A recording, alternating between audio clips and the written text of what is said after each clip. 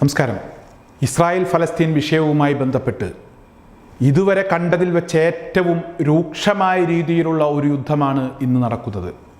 ഖാൻ യൂനിസിൽ നിന്നും പുറത്തു വരുന്ന വാർത്തകൾ അവിടെ നടക്കുന്നത് തെരുവ് യുദ്ധമാണ് എന്ന രീതിയിലാണ്.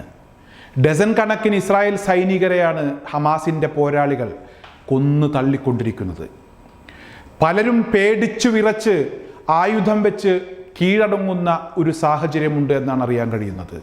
അത്രമാത്രം രൂക്ഷമായ രീതിയിലുള്ള ഒരു ആക്രമണമാണ്, ശക്തമായ രീതിയിലുള്ള പൊരിഞ്ഞ പോരാട്ടം തന്നെയാണ് ഖാൻ യൂനിസിൽ നടക്കുന്നത്. പിടിച്ചു നിൽക്കാൻ ഇസ്രായേൽ സൈനികർക്ക് കഴിയുന്നില്ല എന്ന രീതിയിലുള്ള വാർത്തകൾ കുറച്ച് ദിവസങ്ങളായി അത്തരത്തിലുള്ള വാർത്തകൾ പുറത്തു വരുന്നുണ്ട്. ഇസ്രായേലിൻ്റെ ഭാഗത്തു നിന്നും കഴിഞ്ഞ ദിവസം അവരൊരു ഓഫർ മുന്നോട്ട് വച്ചിരുന്നു. 40 ബന്ദികളെ ഞങ്ങൾക്ക് വിട്ടുതരികയാണെങ്കിൽ ഒരാഴ്ചത്തേക്ക് ഞങ്ങൾ വെടിനിർത്താം എന്ന രീതിയിലുള്ള ഒരു ഓഫറാണ് മുന്നോട്ട് വെച്ചത്.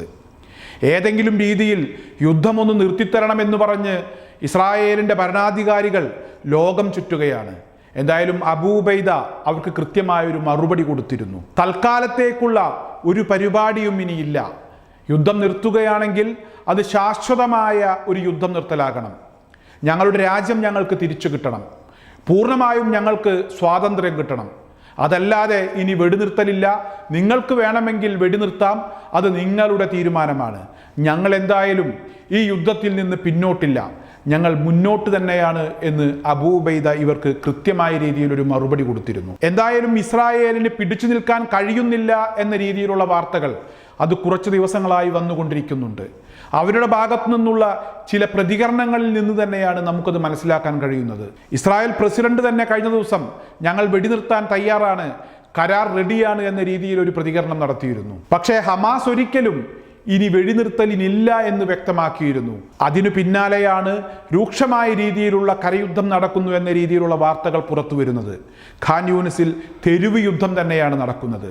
എന്തായാലും ചില നല്ല വാർത്തകൾ കൂടി ഫലസ്തീനിൽ നിന്നും നമുക്ക് കാണാനും കേൾക്കാനും കഴിയുന്നുണ്ട്. അവിടുത്തെ പിഞ്ചുമക്കൾ എല്ലാം മറന്ന് ചിരിക്കാൻ തുടങ്ങിയിരിക്കുന്നു. അവർ ഒരുമിച്ച് ചേർന്ന് കളിക്കാൻ തുടങ്ങിയിരിക്കുന്നു. അവർക്ക് ഒരുപാട് നഷ്ടങ്ങളുണ്ട്. പക്ഷേ ആ നഷ്ടങ്ങളെല്ലാം സ്വന്തം രാജ്യത്തിനു വേണ്ടിയാണെന്ന് കരുതി അവർ സമാധാനിക്കുകയാണ്. അവർക്ക് മാതാപിതാക്കളെ നഷ്ടപ്പെട്ടിട്ടുണ്ട്, സഹോദരങ്ങളെ നഷ്ടപ്പെട്ടിട്ടുണ്ട്. എല്ലാം രാജ്യത്തിനു വേണ്ടിയല്ലേ. ഇപ്പോൾ അവർ ചിരിച്ചു തുടങ്ങിയിരിക്കുന്നു.